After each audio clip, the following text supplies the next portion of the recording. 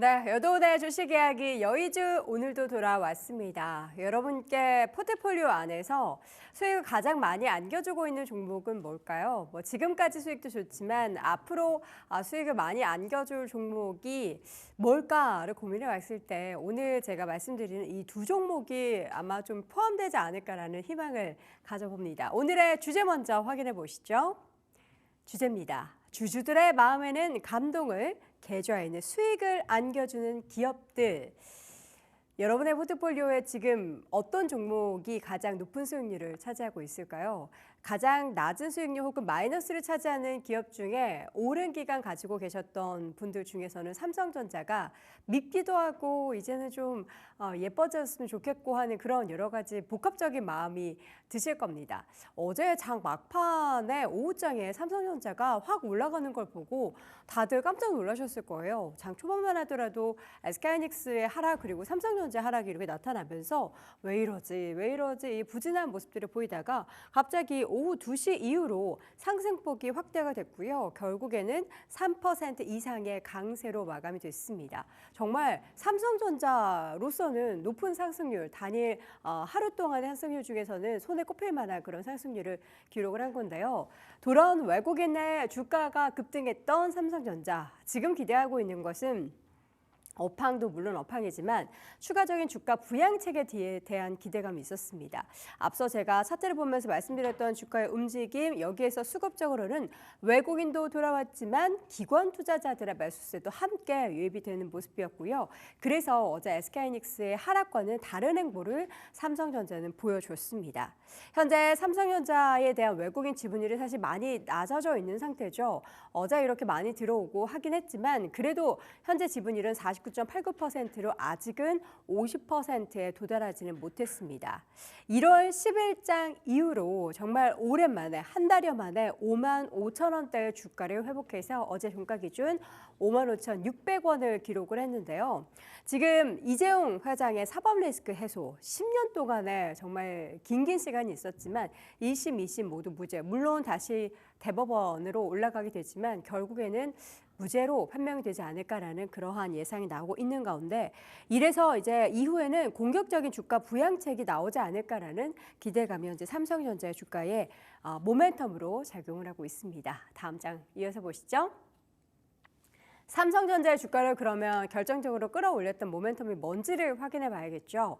앞서서도 말씀드렸지만 반도체 관련한 HBM 관련한 업황 개선도 물론 당연히 중요하죠. 근데 이거는 사실 하루아침에 나타날 문제는 아니기 때문에 그것보다는 단기적으로는 이것인데 바로 자사주 매입 관련한 얘기입니다. 작년 11월 10조 원 규모의 자사주 매입 계획을 발표를 한 바가 있었습니다. 그때 정말 주가가 할 일 없이 하락했던 그런 구간이었죠. 전체 자사주 중에 3조 원 규모를 1차적으로 매입을 했고 오는 2월 12일경에 그 매입이 종료가 될 것으로 모두 완료가 될 것으로 예상이 되고 있습니다. 10조 지금 얘기했으니까 3조 했고 나머지 7조 원이 있잖아요. 요거 이제 2차 매입안이 조만간 발표될 것으로 시장에서는 관측을 하고 기대를 갖고 있는데요. 10조 원 중에 3조 원을 소각했고 이후에 나머지는 추후에 결정하겠다라고 했기 때문에 그 추후의 시점이 곧 돌아야지 않을까라는 기대감이 있는 상황입니다. 이재용 회장의 행보 그리고 함께 2차 자사주 소각 규모가 얼마나 될지 그리고 어떤 기간까지 얼마의 기간까지 소각이 될지 여부가 또 삼성전자의 단기적인 추가적인 주가 상승을 야기시킬 만한 가장 큰 모멘텀이라고 볼 수 있겠는데요. 하루빨리 이 소식이 좀 나왔으면 좋겠습니다. 더불어서 우리금융지주, 금융지주사 가운데 어제 가장 돋보이는 그리고 그동안 한 3, 4거래일 동안에도 돋보이는 그런 상황이 연출이 됐습니다. 대표적인 우리금융지주와 그동안 잘 올랐던 KB금융을 좀 비교를 해볼 텐데요. 파란 색깔 우리금융지주의 최근 주가 움직임이 이렇게 돋보이게 올랐던 것은 주주 환원책에 대한 기대감 덕분이었습니다. 반대로 여력이 조금 축소될 것이다라고 우려하고 있는 KB금융 같은 경우에는 반대의 주가의 움직임이 나타났죠. 비과세 배당 이거 좀 크다 이런 리포트 제목이 있더라고요. 우리금융지주는 호실적뿐만 아니라 올해 비과세 배당을 도입하겠다라는 내용을 시장에 전달을 했죠. 그래서 주가는 당일에도 다른 종목들은 지지부진한 가운데 5% 넘게 올랐습니다.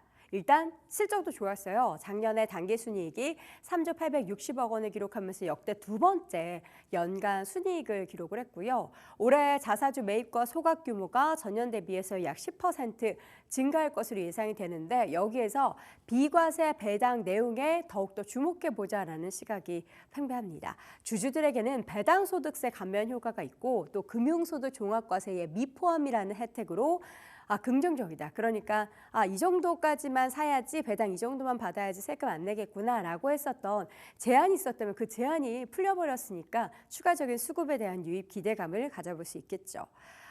세후 배당 수익률이 상위 3사 평균보다 더 높게 기대가 되기 때문에 앞으로 3월에 이제 우리금융투자의 주주총회에서 잉여금의 전환이 승인된다면 추가적인 매력도는 더 올라갈 것으로 예상이 되고 있습니다.